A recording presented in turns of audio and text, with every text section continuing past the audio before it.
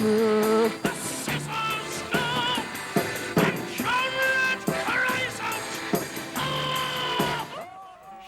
Peter is dark, gruesome, and wonderful fun. I absolutely adore it. I've seen it twice, and I am very happy we have two members of its company. First, its leading lady and co-creator, Tamzin Griffiths, and with her, the show's co-creator and composer, and I would say in a certain sense, star, Martyn Jacques. Welcome to Theater Talk. Tamzin, what was the germ of this production? How many years ago was it that Shockheaded Peter was created? This was, I think, first conceived by the producer, creative producer Michael Morris. It was his idea to put the book and Martyn and the Tiger Lillies music together and create something. He didn't know what. He went through quite a long time, at least a year maybe, of working with different artists. He wasn't sure whether it would even be theatre. And then finally came to the directors, Phelim, McDermott and Julian, who got the team together. And that was finally, when we all came together, it was in '97. Now we should say, though, that Shockheaded Peter is based on the rather frightening fairy tales of Heinrich Hoffmann. Tales that you guys grew up reading? I mean, you like these? I didn't. No, you didn't? Did you? I had them, but my mum hid the book. She was too frightened. Yeah, lots of people have said that to me. Yeah, their mothers hid the book and things like that. Yeah, because it's cautionary tales about children who disobey and then are all killed. Tortured. Tortured and killed, yes. Well, you disagree? Slightly. I mean, it's just pretty horrible. It's horrible, but it was ironically written, wasn't it, we think? Well, I don't know. I mean, it's very enigmatic, the whole thing, really. I mean, some people seem to, are of the opinion that he was quite serious about it, and some people think he's ironic. Well, I got the sense watching the show the other day that the adults are more concerned about the reaction to the kids, and the kids seem to be enjoying the bloodier and more horrible it is, the more fun the kids seem to have. Has this been your experience with the show?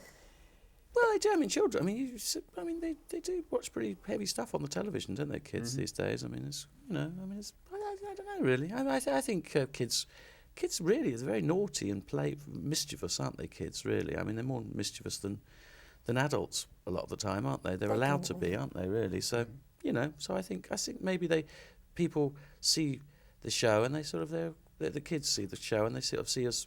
Bunch of adults being naughty. Was this the style of your group, the Tiger Lillies, before you wrote this score?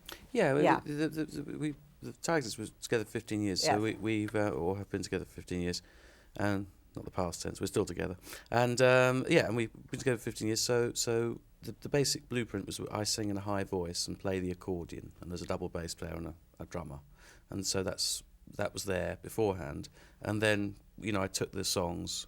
I wrote the tunes and took Mr. Hoffmann's or Dr. Hoffmann's words and adapted them into sort of 11 songs. The style of music, how would you describe that, and how did you come to write it in this particular musical idiom?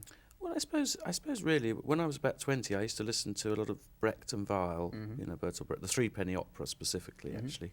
So I suppose that's probably one of the biggest influences would be like German cabaret, really.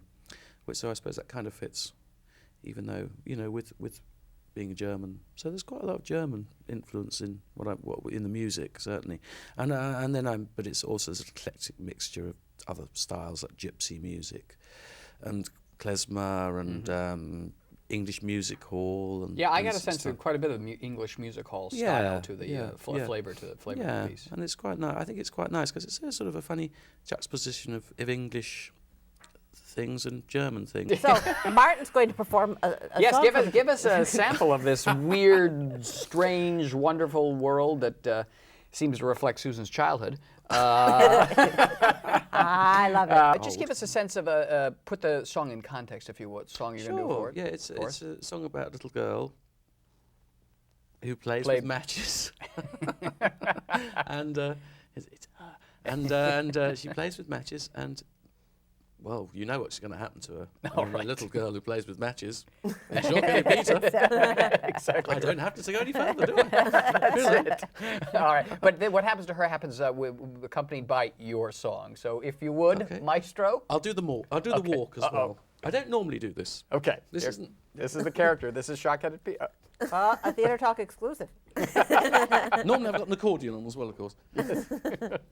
Okay.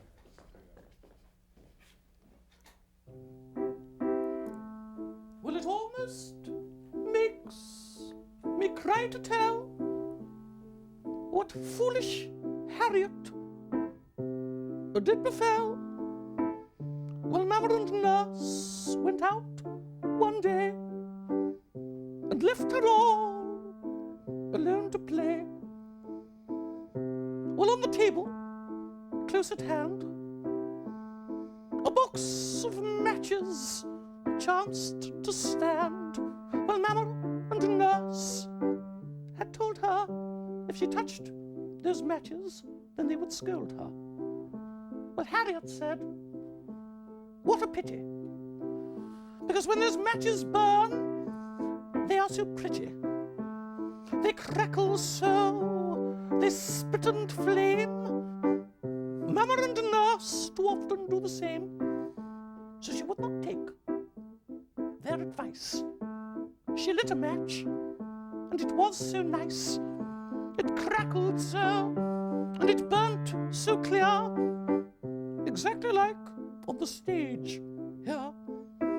She jumped for joy and she ran about. She was too pleased to put that match out. Well, the pussycat, meow, saw this and said, naughty, naughty, naughty miss.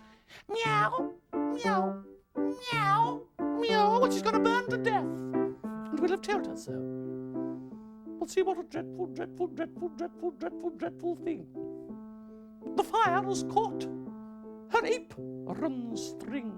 She burns all over. She burns everywhere. She burns her nose and her arms, her legs and her hair, till she's got nothing left to lose, except her little scarlet shoes. And only these are found amongst her ashes on the ground.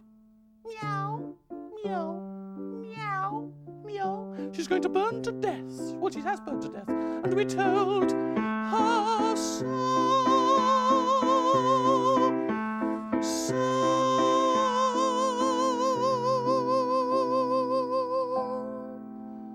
Well, the pussycat sat besides her steaming ashes, and he cried, meow, meow, meow, meow. She burnt to death, and we told her so, meow. I can't believe Disney has not snapped up this score for. What? Where are you? Mama would scarcely turn her back.